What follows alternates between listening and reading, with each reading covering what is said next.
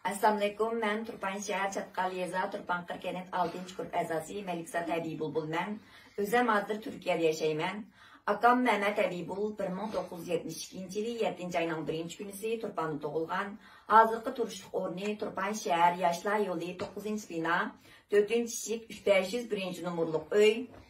Bu akamdaki kimlik numarası. Medeniyet seviyesi Ali Teknikum.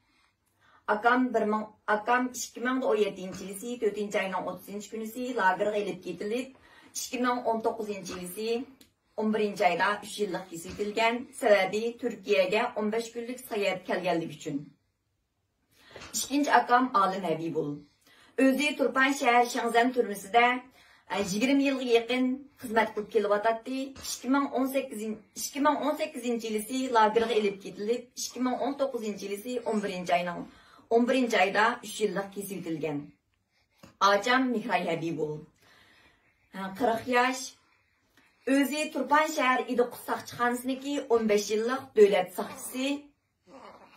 2018 yılı lagerga elip ketilip 2019 yılı 11. ayda 3 yıllık kesiltilgen. Acam Bahar Habibul. 1983 yılı 4. ayının 30. günüsü doğulgan. 2009 yılı Şinjan Maliye Üniversitesi'ni bitirip 2010 yıldan beri Turpan şehir Tümür Yol Telegraf İdaresi'de hizmet kılıp kelivatatdı.